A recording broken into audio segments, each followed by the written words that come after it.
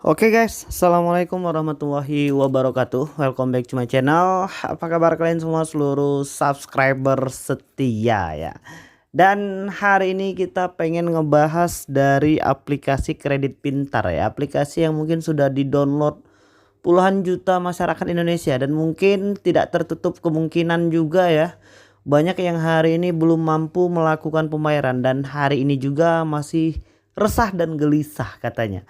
Mungkin khawatir takut debt collector lapangannya datang ke rumah, atau mungkin takut disebar data, atau mungkin ini itu segala macam, banyak banget lah ya terkait dengan masalah pinjol ini. Dan kita pengen nunjukin dulu ke kalian ya tentang aplikasi kredit pintar, aplikasi yang mungkin sudah cukup lumayan senior, malang melintang di dunia perpinjolan Indonesia. Oke, ini dia kredit pintar. Setelah gagal bayar selama berapa lama ya, kita pengen masukin dulu nomornya. Oke, kita verifikasi. Jadi aku juga pengen mengingatkan kepada kalian ya, kode verifikasi ini memang benar-benar penting ya. Jadi jangan sembarangan memberikan kode verifikasi. Dan kode verifikasi itu biasanya hanya bisa digunakan setelah 1 sampai dengan 2 menit. Jadi aku pengen mengingatkan, hari ini banyak juga kejadian tentang nggak minjol atau mungkin nggak ngambil-ngambil barang di paylater aplikasi yang lain, mungkin di Home Credit atau mungkin di Kredivo, Aku Laku, Indodana dan lain sebagainya, tapi malah ditagih. Jadi sekarang itu KTP, nomor HP itu benar-benar penting. Jadi jangan sembarangan lagi memberikan informasi yang seperti itu, karena itu hari ini sangat benar-benar penting dan benar-benar verifikasi ya. Oke, aku pengen menunjukkan dulu ke kalian tagihan yang ada di aplikasi kredit pintar ini, dan kita akan menjawab pertanyaan kalian nanti pada video kali ini ya.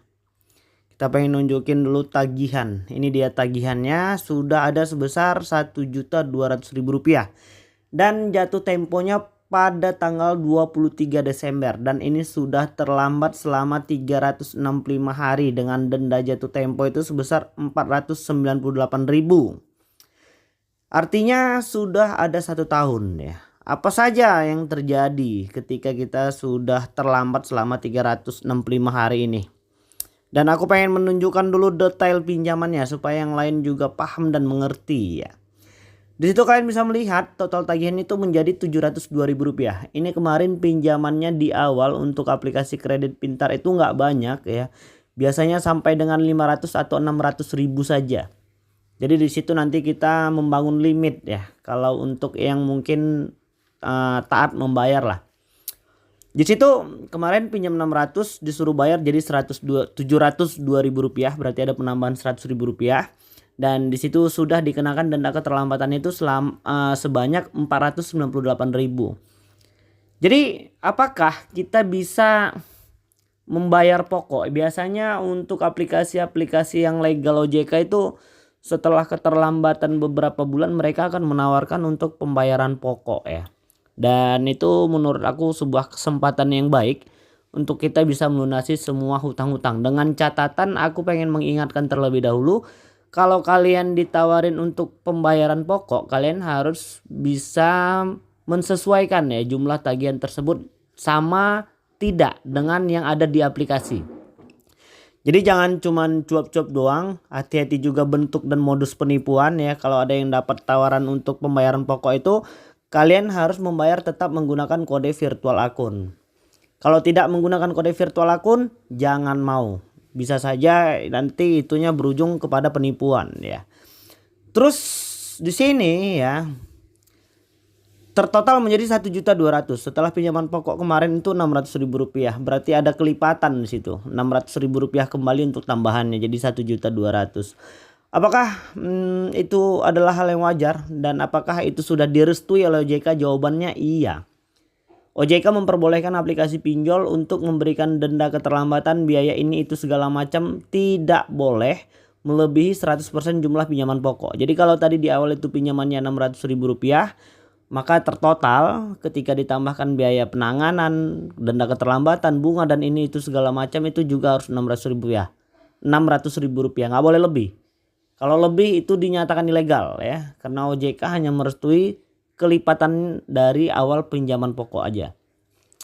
Jadi untuk terkait debt collector ya, apakah debt collector kredit pintar ini ada atau tidak? Jawabannya ada. Kredit pintar sudah punya debt collector lapangan, tapi tidak untuk di semua daerah.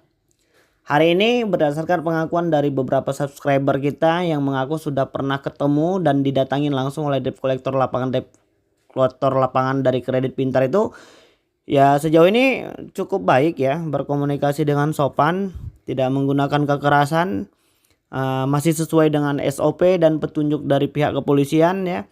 Jadi kalau kalian hari ini takut didatangin itu nggak perlu takut ya. Dan kalian berhak untuk mempertanyakan legal standing mereka ketika melakukan penagihan. Mereka harus punya surat kuasa penagihan, mereka harus punya sertifikat penagihan, mereka itu harus punya surat kuasa hukum tadi penagihan yaitu juga, dan mereka harus punya ikat pekerjaan ya.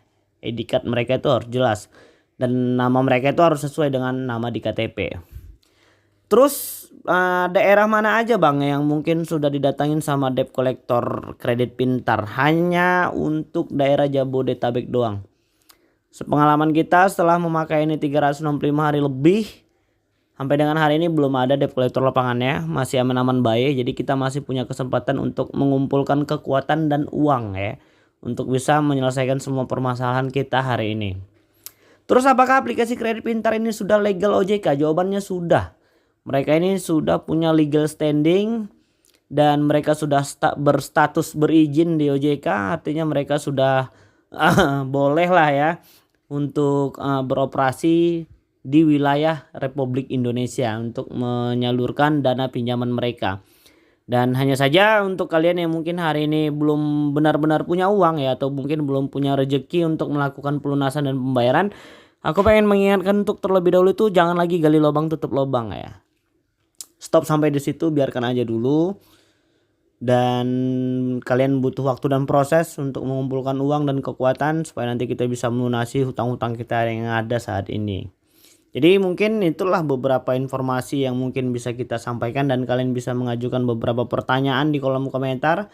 Dan insya Allah nanti kita akan bantu jawab sesuai pengetahuan dan pengalaman kita ya guys. Jadi kalian udah bisa melihat langsung untuk aplikasi kredit pintar ini. Mungkin di video yang selanjutnya nanti kita pengen ngebahas lagi tentang aplikasi UKU, ada pundi, rupiah cepat ya. Banyak juga yang request tentang ada pundi dan rupiah cepat. Bagaimana kira-kira tentang aplikasi ini ya?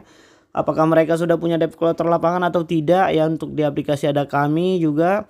Kita akan bahas di video yang selanjutnya. Ada KTA Kilat juga, banyak lah aplikasi-aplikasi yang akan kita bahas pada channel YouTube ini. Oke, mungkin dulu yang bisa aku sampaikan dan mudah-mudahan video ini bermanfaat untuk kita semua. Assalamualaikum warahmatullahi wabarakatuh.